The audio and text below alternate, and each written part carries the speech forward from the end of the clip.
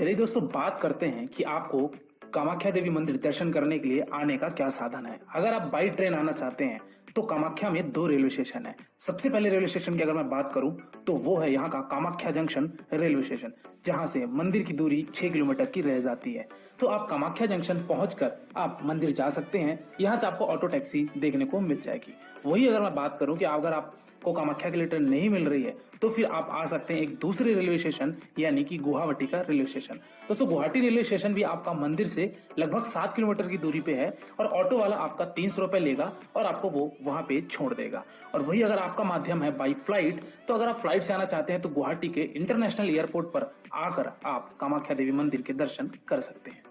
तो दोस्तों, बात करते हैं कि हम पहुंच चुके हैं गुवाहाटी, अब हमको वहां स्टे कहाँ करना है। ये जो आप देख रहे हैं ये है पलटन बाजार, जो कि गुवाहाटी रेलवे स्टेशन से 1 किलोमीटर की दूरी पे ये स्थित है। यहाँ पे आपको ढेर सारे प्राइवेट होटल्स देखने को मिल जाएंगे, जिसका रेंज आपका मान के चलिए 1500, 1200 इस तरीके के रेंज में आपको बहुत सारे यहाँ होटल्स देखने को मिल जाएंगे। लेकिन पलटन बाजार यानी कि आप कहना चाहिए कि आप मंदिर से 6 किलोमीटर दूर में हैं। बट मेरा रिकमेंडेशन ये रहेगा कि आप कामाख्या के पास अपना स्टे लीजिए ताकि आप मंदिर के निकट रहें और दर्शन आपका कभी भी हो जाए। अब बात करते हैं कि कामाख्या मंदिर के आसपास होटल्स हैं तो, लेकिन उस पैमाने पर नहीं है जिस पैमाने पर पलटन बाजार में है। यहाँ पे आपको बजट कैटेगरी के होटल्स देखने को मिलेंगे, नॉर्मल डिलक्स रूम देखने को मिलेगा जिसका कॉस्ट 1000 रुपए तक होता है और काफी साफ सुथरा होटल्स आपको देखने को मिल जाएगा। तो आप 1000 रुपए, 1200 रुपए मान के चलिए मैक्सिमम आप यहाँ पे स्टे कर सकते हैं। और वही अगर मैं बात करूं कि अगर आप कामाख्या देवालय गेस्ट हाउस में रुकना चाहते हैं तो वो भी आपको रुकने की बंदोबस्त मिलती है, जो कि कामाख्या देवस्थानम ट्रस्ट का ये गेस्ट हाउस होता है। ये आपका मान के चलिए कि मंदिर से एक वो रास्ता जो जा रहा है वो आपका जा रहा है कामाख्या गेस्ट हाउस के लिए, और ये वाला जो रास्ता है ये आपका जाता है दर्शन लाइन के लिए। चलिए आइए मैं आपको दिखाता हूं कि यहाँ का गेस्ट हाउस कैसा है।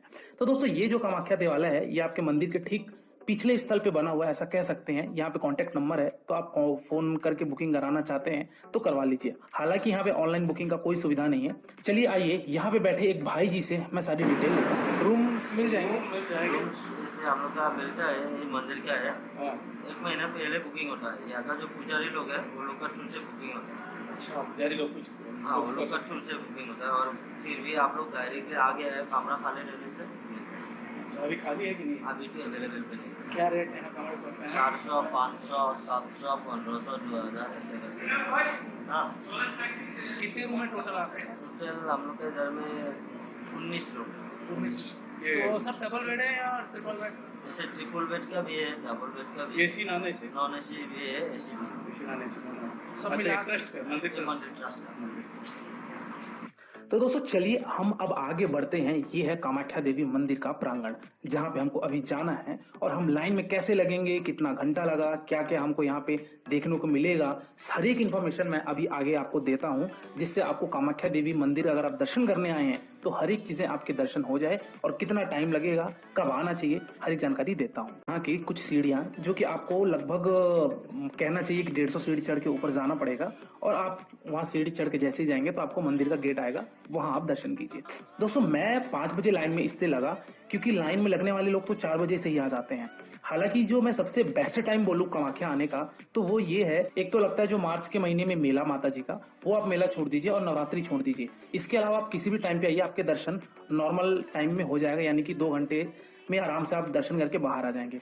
नवरात्रि में यदि आप आएंगे तो आपको 5 घंटे 6 घंटे भी लग जाते हैं दर्शनार्थी को, क्योंकि कामाख्या देवी मंदिर में लाइन उतनी ज्यादा लंबी होती जाती है। ये यहाँ का मुख्य एंट्रेंस गेट, जहां से यात्रियों को अंदर लिया जाता है, और ये यहाँ से आप एंट्री करेंगे।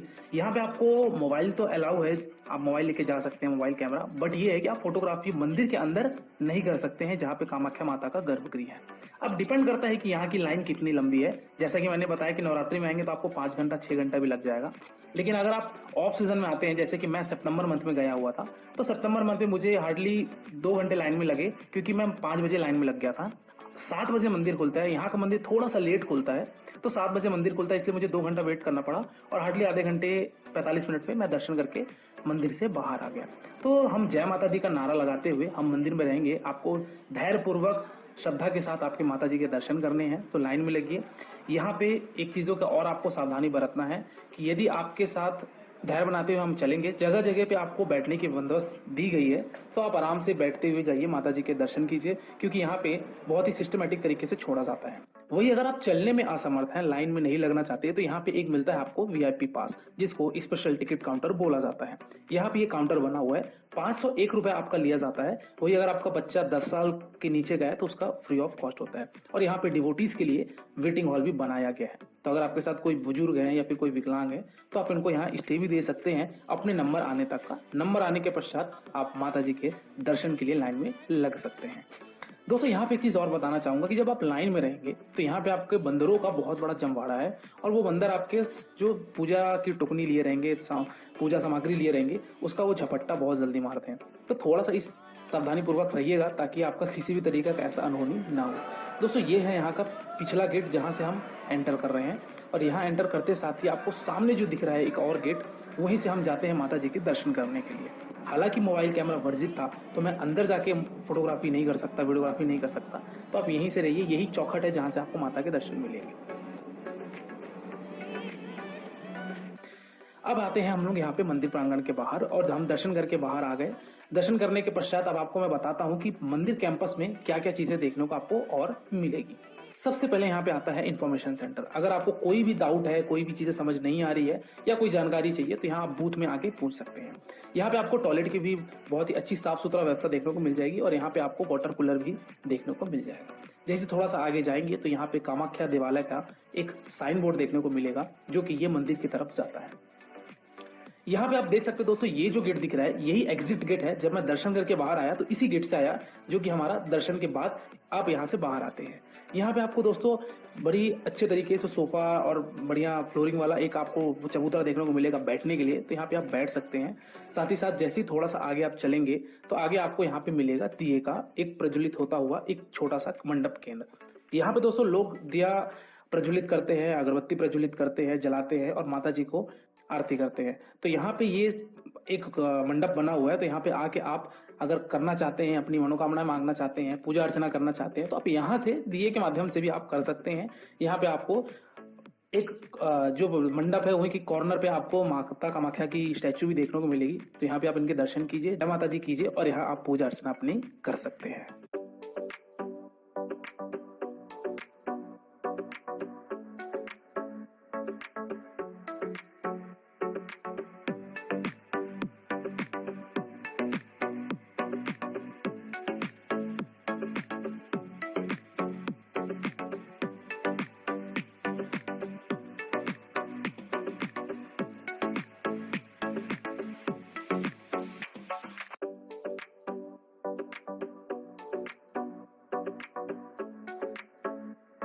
जैसे ही थोड़ा सा आगे गया तो मैं देखा यहाँ पे ये बकरे मिलेंगे आपको, गैया मिलेगी। यहाँ पे एक्चुअली बलि दी जाती है, कामाख्या माता मंदिर में यहाँ पे बलि दी जाती है, और ये है वहाँ का बलि देने का ये शाला। लेकिन ये जो शाला है इसके अंदर का आपको मैं दृश्य नहीं दिखाऊंगा, क्योंकि ये संवेदनशील दृश्य होने के कारण मैं आपको बस इतना बता देता हूँ कि कमजोर दिल वाले ये सब चीजें ना देखें जहाँ पे बलि दी जाती है। और दोस्तों यहाँ पे पहले कोविड से पहले यहाँ पे अन्न सेवा क्षेत्र था, जो कि यहाँ पे फ्री प्रसादालय था माता कामाख्या देवी का। तो यहाँ पे अभी कोविड के बाद से बंद कर दिया गया है, लेकिन शायद अभी फिर से इसको आरंभ करने की तैयारियां चल रही हैं। तो कोविड के बाद से ये 2 साल तक ऐसे ही बंद पड़ा रहा। अब शायद फिर से ये माता का जो भोग लगा प्रसाद है ये अब वितरण होगा और हम सबको देखने को जरूर मिल जाएगा। तो यहाँ पे जोरों शोरों से तैयारियां हो रही हैं। यही वो हॉल है जहाँ पर बैठ के लोग प्रसाद ग्रहण करते थे माता जी का।